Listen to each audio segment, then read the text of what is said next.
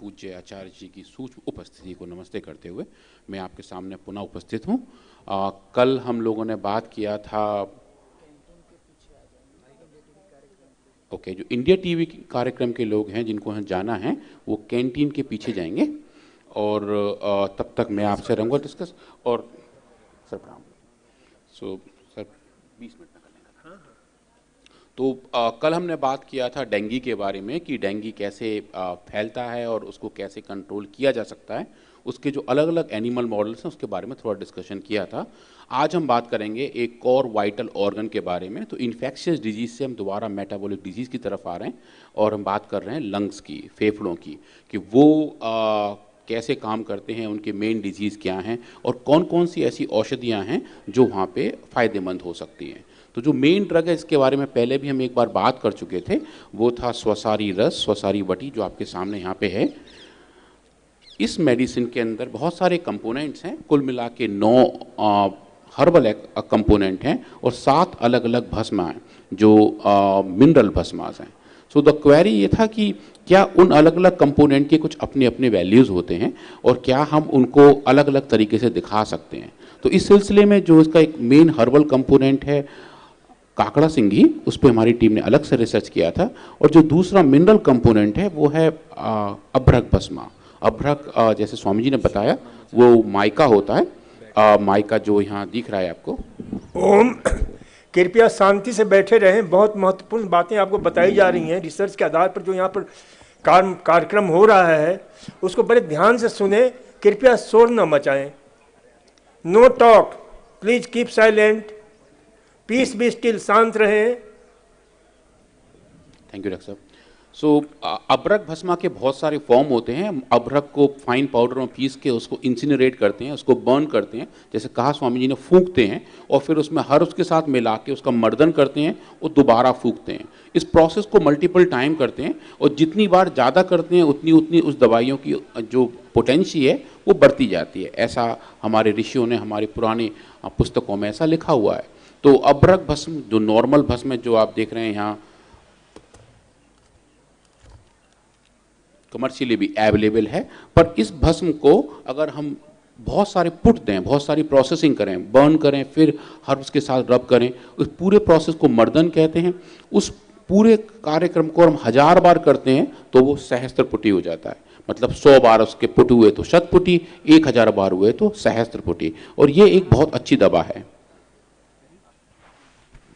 तो सहस्त्रपुटी अभ्रक भस्मा ये रही जो बहुत रेयर है और इसको बनाने में काफ़ी सारे साल लगते हैं। पूज्य आचार्य श्री बता रहे थे कि लगभग 8 साल में उन्होंने 8 या 9 किलो भस्मी बना पाए थे, क्योंकि इसमें प्रोसेसिंग बहुत लंबी है, हर एक स्टेप का रिकॉर्ड रखते हैं और लगभग 1 क्विंटल स्टार्टिंग मटेरियल से शुरू करके कुछ किलो पे आ पाते हैं। तो एक रेयर मेडिकेशन है, हर कोई बना नहीं पाता है, हर किसी के पास उपलब्ध भी नहीं होती है। पर पतंजलि में ये ऐसी भस्मा, जैसे स्वामी जी ने बताया, पूज्य स्वामी मुक्तानंद जी के नेतृत्व में, उनके तत्वाधान में हम सब ये भस्म बनाते हैं। सो फिर ये था कि ये जो भस्म है इन सब का मेडिसिनल यूज़ क्या हो सकता है, क्या हम इसको किसी एनिमल मॉडल में ट्राई कर सकते हैं। और जो पहला एनिमल मॉडल था जहाँ हम ट्राई करना चाह रहे थे वो था अस्थमा, दमा, कि उसमें किस टाइप के ये प्रोसेसिंग मॉडिफाई होंगे। तो जैसे आप लोग समझते हैं सब कि अस्थमा एक लंग्स की बीमारी है। लार्जली जो एयरवेज हैं, जो वायु मार्ग हैं, उनके अंदर सूजन आ जाती है जिसकी वजह से हवा पूरी नहीं पहुंच पाती। तो उन चीज़ों को अगर हम एनिमल्स में इंड्यूस कर पाएँ तो क्या वो अस्थमेटिक बेनिफिट हमको मिल पाएंगे। तो वही हमने ट्राई किया था। और जैसे थोड़ा सा डिटेल में हर बार देता हूँ कि बीमारी के बारे में, अस्थमा भी डॉक्टर साहब 2 टाइप का होता है, एक इंटरनल अस्थमा और एक एक्सटर्नल अस्थमा। तो जो बाहर के कारण से अस्थमा पैदा हो, जैसे एलर्जेंस हैं, ये पॉलेंस हैं, जो भी इतने सारे परागकण हवा में घूम रहे हैं, इनके बार बार अंदर जाने से भी कुछ लोगों में एलर्जी आ जाती है और वो एलर्जी अस्थमा का कारण बनती है। और कुछ इंटरनल कारण होते हैं जैसे कि सिगरेट स्मोक या फिर कुछ जेनेटिक फैक्टर जिसकी वजह से अस्थमा ज़्यादा बढ़ जाता है। तो ये दोनों तरीके के जो अस्थमा हैं इसको क्या हम कंट्रोल कर पाते हैं और किस तरीके से उस नॉर्मल अस्थमा को एलर्जिक अस्थमा में कंपेयर कर पाते हैं। तो उसके लिए कुछ एनिमल मॉडल्स ट्राई किए गए, कुछ सेल लाइन मॉडल ट्राई किए गए। तो हमने सबसे पहले अभ्रक भस्मा सहस्त्रपुटी पे काम किया और ये देखा कि पहले ये देखा ये बनती कैसे है, इसके कंपोनेंट्स क्या हैं, इसके पार्टिकल साइज़ क्या हैं। और डॉक्टर साहब ये आपको जान के बड़ा खुशी होगी कि ये जितनी भस्म हम जिन पे काम कर रहे हैं, इनका अगर हम साइज़ देखें बाई इलेक्ट्रॉन माइक्रोस्कोपी, इनका साइज़ नैनोमीटर के रेंज में आता है। तो जो आजकल हम बात करते हैं नैनो पार्टिकल्स की, नैनो बायोलॉजी की, नैनो स्केलिंग की, ये सब नैनो स्केल में है। और जो अगर आप अपने कंप्यूटर स्क्रीन पर देख पा रहे होंगे, पीछे जो पार्टिकल साइज़ है, ये जो आपको थोड़े छोटे छोटे लड्डू दिखाई, बायोलॉजी की, नैनो स्केलिंग की, ये सब नैनो स्केल में है। और जो अगर आप अपने कंप्यूटर स्क्रीन पर देख पा रहे होंगे, पीछे जो पार्टिकल साइज़ है, ये जो आपको थोड़े छोटे छोटे लड्डू दिखाई दे रहे हैं, ये एक एक एक्चुअली 10-10 नैनोमीटर का है। तो ये 10 नैनोमीटर के पार्टिकल इस भस्मा के अंदर हैं। इसका मतलब ये बॉडी में बहुत डीप रीच करेंगे और जहाँ इनको अपना काम करना होगा वहाँ आराम से पहुँच पाएंगे, क्योंकि ये बेसिक सी बात है, जितना छोटा पार्टिकल होगा वो उतना डीप और अंदर जाएगा। तो उस पर हमने फिर काम किया, इनका इलेक्ट्रॉन माइक्रोस्कोपी किया और नापने का प्रयास किया कि किस साइज़ के ये पार्टिकल हैं और फिर क्या इनका कोई बायोलॉजिकल एक्टिविटी है।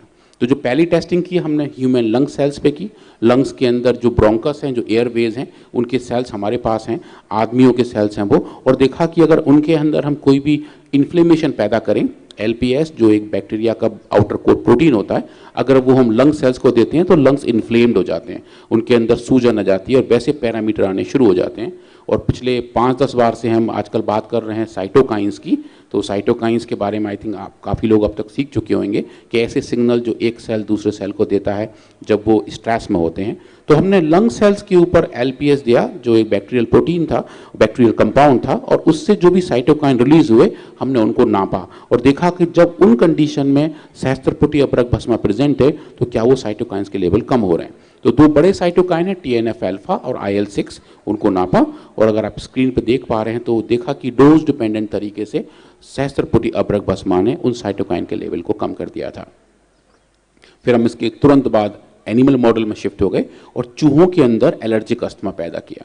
तो वहाँ हमने ओवा एल्ब्यूमिन नाम का एक संप्रेरक यूज़ किया, एक इंड्यूसर यूज़ किया। ये एक तरीके का प्रोटीन होता है जो एग वाइट में पाया जाता है, उसकी वजह से भी काफ़ी लोगों को अस्थमा होता है, क्लिनिकली ये नोन है। एनिमल मॉडल में वो आराम से उसमें काम कर लेते हैं। तो अगर हम एनिमल्स के नाक के अंदर ये छोटे छोटे इनके सोल्यूशन डालते हैं ओवा एल्ब्यूमिन के, तो सर एनिमल्स के अंदर अस्थमा जैसे सिम्टम आने शुरू हो जाते हैं और वो एक एलर्जिक अस्थमा का एक नोन मॉडल है। उसमें फिर हमने देखा कि अगर हमने ऐसे वाले कंपाउंड ट्राई किए जो सहस्त्रपुटी अपरक भस्मा से आ रहे थे, तो जो मेजर मार्कर हैं क्या हम उनको वापस नॉर्मल ला सकते हैं। तो डॉक्टर साहब हमने पाया कि जो ल्यूकोसाइट इन्फ्लक्स हैं, जो WBCs हैं, जो लंग्स के अंदर तेज़ी से आगे बढ़ते हैं, ईस्नोफिल्स हैं जो आगे बढ़ते हैं, और जो म्यूकस का ज़्यादा सिक्रीशन हो रहा है, म्यूकस हाइपरस्पिरेशन जिसको बोलते हैं वो, और कोलेजन डिपोजिशन जिसकी वजह से सांस भारी भारी लगती है, लंग्स कसे कसे लगते हैं, सीना भीचा भीचा लगता है, क्योंकि जो कोलेजन फाइबर्स हैं लंग के चारों तरफ उनका कंसंट्रेशन बढ़ जाता है अस्थमा में। उन सबको हमने नापा और देखा जो एयरवे इन्फ्लेमेशन थे वो कैसे हुए, साइटोकाइंस कैसे थे और जीन लेवल पे क्या टाइप हमने चेंज पाए। इन सब को पूरे को नापा और देखा कि सहस्त्रपुटी अपरक भस्मा ने इन सब पैरामीटर को डोज डिपेंडेंट तरीके से कंट्रोल किया, कम किया। ल्यूकोसाइट का लेवल कम हो गया, ईस्नोफिल्स जो बढ़ गए थे वो कम हो गए, लिम्फोसाइट कम हो गए, मैक्रोफेजेस कम हो गए, और न्यूट्रोफिल्स के साथ साथ जो ईस्नोफिल थे वो भी उनके साथ डोज डिपेंडेंट तरीके से कम हो गए, सब कम हो गए सर। तो जैसे कि अगर हम देखते हैं जो क्लिनिकल टेस्टिंग भी होती हैं अब पेशेंट्स की, उनके जब हम बोलते हैं कि CBC करके लाइए, TLC और DLC करते हैं, तो जो DLC है उसमें हम यही नाप रहे होते हैं कि ईस्नोफिल्स कितने हैं, लिम्फोसाइट कितने हैं, न्यूट्रोफिल्स कितने हैं और मैक्रोफेजेस कितने हैं। इन चारों का टोटल ल्यूकोसाइट काउंट होगा, इसको TLC कहते हैं। तो इन सब में जो क्लिनिकली रेलिवेंट मार्कर हैं डॉक्टर साहब, उसमें भी हमने पाया कि जो चेंजेस हैं वो बहुत सिग्निफिकेंट थे और डोज डिपेंडेंट तरीके से कम हुए। और एक बड़ा अच्छी बात यह है कि इन एक्सपेरिमेंट में हमने पैरेलल में एक स्टेरॉइड को चलाया जो एलोपैथी की दवा है डेक्सामेथासोन, जो बहुत सारे लोग लेते हैं इसी काम के लिए। तो इन एक्सपेरिमेंट में देखा कि जो रेस्पॉन्स सहस्त्रपुटी अपरक भस्मा का, तो 3 डोज आप देख रहे हैं 34, 102 और 306, वैसा ही रिस्पॉन्स हमें डेक्सामेथासोन का मिला था। तो इन एक्सपेरिमेंट ने देखा कि जो सहस्त्रपुटी अपरक भस्मा है उसका लंग मॉडिफाइंग इफेक्ट डेक्सामेथासोन के इक्विवेलेंट था, वो उसके नॉन इन्फीरियर था। और ये एक डॉक्टर साहब बहुत बड़ी बात थी, क्योंकि हम ये रियली ऐसा एक्सपेक्ट नहीं कर रहे थे कि हम डेक्सामेथासोन को बीट कर पाएंगे, पर हम यहाँ हमने देखा कि जो भी रेस्पॉन्स थे वो कंपैरेबल थे। बहुत शानदार जो है रिजल्ट है। बहुत शानदार रिजल्ट आया और मतलब टीम बहुत खुश हुई इसको देख के। और फिर उसके बाद हमने एक्सपेरिमेंट टर्मिनेट किया और एनिमल्स के लंग्स को आइसोलेट करके उनका, जैसे स्वामी जी हर बार बताते हैं, आलू के चिप्स जैसे चिप्स बनाए और हिस्टोपैथोलॉजी किया और ये देखा कि म्यूकस सिक्रीशन कितना है। तो आपकी स्क्रीन पर जो दिखाई दे रहा है ये वो लंग टिश्यूज़ हैं जिनको हमने स्लाइस किया हुआ है, और जो पर्पल कलर की आपको डेंसिटी दिखाई दे रही है वो एक्चुअली म्यूकस की है। यहाँ जो है ये सब म्यूकस है, और ये म्यूकस का कंसंट्रेशन बढ़ गया था जब अस्थमा आ गया था, और जब इनको हमने सहस्त्रपुटी अब्रक भस्मा दिया तो म्यूकस का लेवल भी डोज डिपेंडेंट तरीके से कम हुआ, और साथ साथ ऐसे जीन्स जो म्यूकस का रिलीज कंट्रोल करते हैं उनका एक्सप्रेशन भी उसी अनुपात में कम होता दिखा। तो जेनेटिक लेवल पे भी इस भस्मा ने एक अच्छा एफिकेसी दिखाया। और फिर कोलेजन डिपोजिशन की जो बात कर रहे थे, जिसकी वजह से सीना बीचा बीचा लगता है, सांस लेने में तकलीफ आती है, उसकी भी रीमॉडलिंग जो टिश्यू के अंदर हो गई थी वो भी वापस सहस्त्रपुटी अब्रक भस्मा की वजह से हुई। जो आप यहाँ ब्लू कलर ये जो देख पा रहे हैं ये एक्चुअली कोलेजन फाइबर्स हैं, ये जो ब्लू कलर के फाइबर्स हैं। तो ये डेटा बहुत स्ट्रांग था। इसने दिखाया कि जो भी कार्डिनल साइंस हैं एक अस्थमा के, एक लंग डिजीज़ के, आप उनको फॉलो अप कर पाते हैं। और ये जो भस्मा जो एक बहुत क्लासिकल प्रिपरेशन है जो ऋषियों ने बहुत पहले बताई थी, उनका medicinal use clearly in animal model में देखा। हमारे पास क्लिनिकल डेटा तो बहुत सारे हैं क्योंकि कई हजार सालों से लोग इन भस्मा का सेवन कर रहे हैं, पर ये भस्मा काम कैसे करती है और किस तरीके से डिजीज को मॉड्यूलेट करती है, लार्ज अनमेट गैप था। और वो स्वामी जी और आचार्य जी के आशीर्वाद से पीआरआई के साइंटिस्ट ने फिल करने का प्रयास किया है। और ये बाकी मार्कर्स इन्फ्लेमेशन के हैं जिसमें हम देख पा रहे हैं कि किस तरीके के सेल्स लंग्स के अंदर जाते दिखे। पहले आपने देखा था कि जो सर्कुलेटिंग मार्कर्स थे उसमें कितना चेंज है, फिर लंग्स के अंदर कितने सेल्स कहाँ इकट्ठे हो रहे हैं, जो भी एक कार्डिनल साइंस में काउंट होते हैं, वो भी वापस सब नॉर्मल हो गए थे। जो थिकनेस थी ब्रोंकस की वो वापस नॉर्मल हो गई थी, और जो टोटल पैथोलॉजीज को हम कंबाइन करते हैं उस स्कोरिंग में भी सहस्त्रपुटी अब्रक भस्मा ने एक बहुत अच्छा रिस्पॉन्स दिखाया था।